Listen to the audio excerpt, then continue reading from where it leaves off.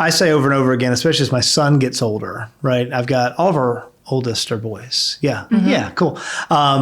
I've started to realize, I guess embrace this idea that there's only so much that I can do in regards to protecting my child's physical safety, right? There's only so much that I should be doing anyway. My son, like your sons, I'm sure, is constantly in this sort of desperate quest to severely injure himself, like all the time, every day. And I have sort of let off that gas pedal a whole lot because I don't want my son to be this coddled, little guy. I concern myself way less with physical well-being and way more with spiritual well-being. At the end of the day, if my son embarrasses me in public, or if my son breaks his arm, or if my son gets in a fist fight at school, that's all stuff that I can handle. We can do that. That's okay. Those are normal boy things, right? My 2-year-old screams in the middle of a restaurant. Okay, right? My 2-year-old punches a kid in the face on the playground. Happened last year. He wasn't 2. He was like 9. So 2 years ago, I guess. But those things concern me a whole lot less than his moral formation, right? I don't know. I've just sort of come to embrace that. Anything like that for you guys? Anything you sort of come to realize?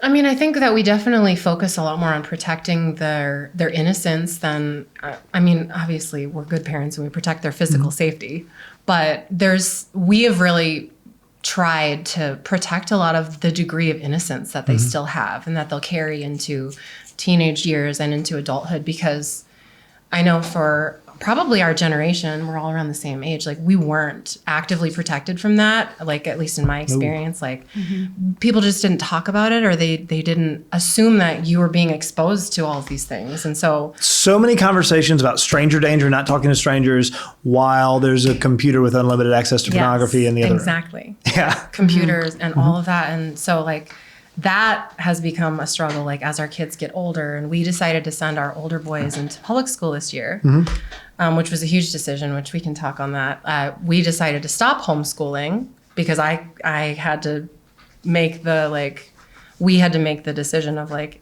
what's best for our family. And that was honestly a really humbling thing too, because I think as a Catholic, and especially as a Catholic mother, I'm going to go off on a tangent. Go for it. But you get into this mindset that like you have to do all the things, all the Catholic things, have a big family, breastfeed, homeschool, like all the different things. And if you don't do one of those things, then you're just a bad mom or you're a bad Catholic, or you judge yourself really intensely. And this year, this last fall, we decided to send our boys to public school. We're in a tiny town. 4th grade, 5th grade? So the twins are in 3rd grade. 3rd grade, okay. Benedict is in 2nd. Gotcha. And we're at this tiny public school in Adairsville, Georgia, and it's been such a beautiful experience for our family. Like that's really good to hear. It's nice, right? And it was surprising. It was surprising for us because I don't know about anybody else, but you get into your head like what it's going to be like in the public school system, or like especially in the culture that we live in, and like what are your kids going to be exposed to? Like when we went in there, we sat down with the principal and the vice principal, and we pretty much laid out, like I asked the uncomfortable questions, like how do you handle these different things in your school? Like what? I would love to hear what the uncomfortable questions are. I specifically asked, like, how are you handling the transgender issue? What are you talking about for gay marriage? Like I came in like, how are you handling? Good for you. Yeah. Like everything, and just because we need to be aware that they're going to be exposed to things, but also as their parents, I really feel that we get to decide at what pace. And like how. And I think that's really important because especially in a more public sphere, that is being taken from us as parents. What is that? What is it? We don't get to decide how our kids are exposed to different things, like how they're exposed to just different parts of the world that maybe age-wise is not appropriate for them to know about yet. So like we get to decide how to introduce them to those topics, And I mean, it's John Paul II, I think, who talks about who really hits it over and over again about how parents are the primary educators of their kids, and that is a fact by nature of you being a parent, right? If you are not educating your kids, if you're not advocating for your kids, if you're not doing those things you ought to be doing for your kids, it doesn't mean that the teacher in the classroom is now the primary educator. It means they have a really bad primary educator, and so they're going to learn about all sorts of things incorrectly from other places.